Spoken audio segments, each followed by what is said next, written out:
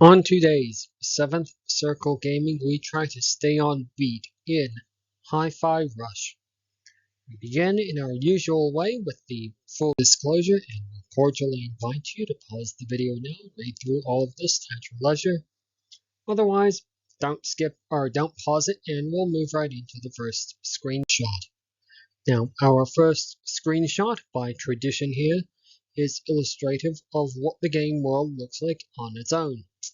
We're also going to mention a little bit about the user interface. The user interface, as we can see, is fairly minimalistic, largely centered on the upper left-hand corner of the screen. That big icon on the bottom center of the screen is a completely optional beat indicator that players may choose to activate if they desire a little bit of an extra assist in identifying when they should be making their movements. It is not, however, the only assist that the game is going to provide in this for players that need that to stay on the rhythm. Another thing that we'd like to point out is the game is utilizing a very cartoon style art style. If that wasn't repetitive enough, the game is also going to be utilizing a very primary intensive color palette, so everything's going to be bright reds, blues, yellows, and greens, that sort of thing. And with that, let's move on to our second screenshot illustrating the hub world of Hi-Fi Rush. From here, players are going to have some downtime to interact with their other NPCs, purchase upgrades, and examine the customizations that they've uncovered for their hub area. Moving on to our third screenshot, which is illustrative of the training area, which is something of an interesting inclusion for a rhythm action game, which further emphasizes the intent of the developers to make the game approachable for players that are not overly familiar with rhythm action games.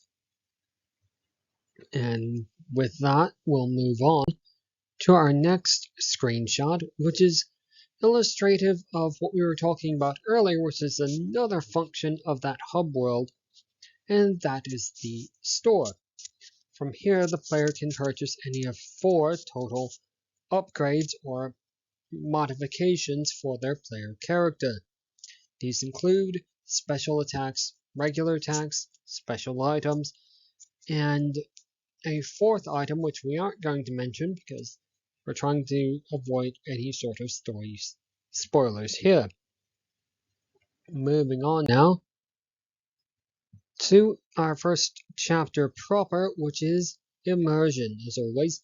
And Hi-Fi Rush has in this chapter earned an 8 out of 15. It's going to be utilizing presentation to get players invested into the game world.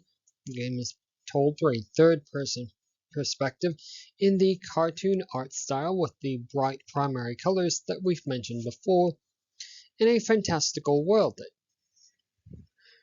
in the sense that it does have robots that are very anthropomorphic. Want of a better phrase?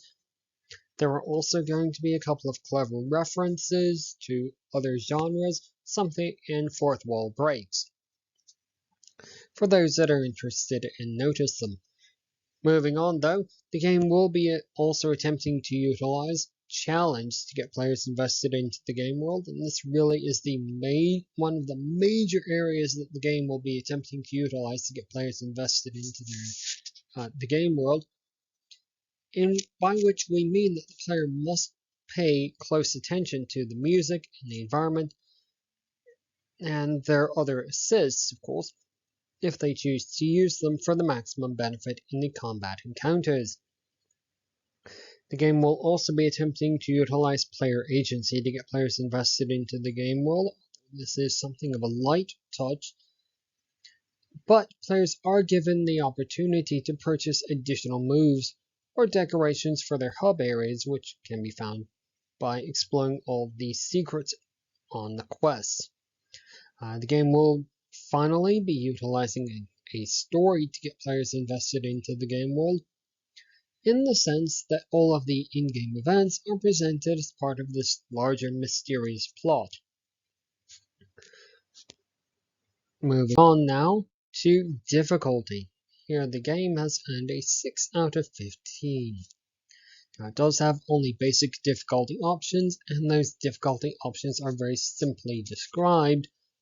However, there are several settings modifiers available which may impact the difficulty. The user interface is minimalist and very functional. The game can be played very reasonably with a keyboard and mouse.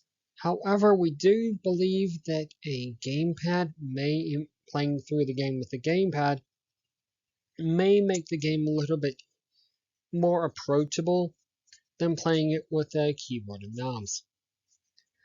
The game provides a number of assists for players that do desire that, which is always a useful inclusion. And for these reasons, the game has earned a 6 out of 15. Right now we have to ask the question of what's going to keep players playing through the game, and well, that's what we call lasting appeal. And here the game has earned a 4 out of 15. So far, only a deluxe edition upgrade is available as DLC, which includes nothing more than a couple of customizations, which are purely cosmetic, and some starting bonuses. The game does not include any mod support, and we don't expect there to be any included later, which leaves the game only with a challenge run, retrying on higher difficulty, or if the player is particularly invested in the story as a reason to replay. Now, one more point, the story may be enough to get players interested or invested enough to play through to the story end.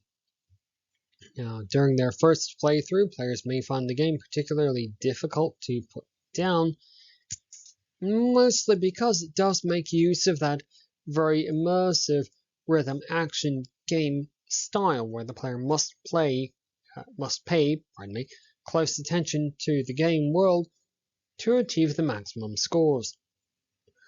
The game can be played for as long as the player has available, and the player can come back to it with relatively minimal penalty for doing so. Certainly a nice feature. But let's move on, because we do need to compile everything into the overall score. Overall, Hi-Fi Rush has earned a 6 out of 15, which is slightly below average. Though the game is a story-centric game and the replay value is therefore limited. Some players will find the game interesting enough to play through to the story end. However, the satisfying combat encounters are going to be what the player is going to be most likely interested in. Now, on to a couple of highly subjective statements. We'd like to say that Hi-Fi Rush is certainly, in our opinion, a rhythm game for non-rhythm game players, because it does include a lot of assists. It is also fairly easy to get absorbed into the game because of the nature of the genre and the bright primary colors and the pleasing art style, as well as those engaging combat encounters where the player must pay close attention to the environment around them to achieve the maximum success. So some players may find that a 6 out of 15 is slightly low. They may find the game to rate more of an 8 out of 15, but in our objective way here, the game has earned a 6 out of 15. And with that, we'll just leave you with this quick short statement. Thank you very much for watching all the way to the end of the video. This is indeed the end. Please leave any comments, concerns, disagreements in the comments section below, and we look forward to seeing you on the next one. From 7th Circle Gaming, goodbye.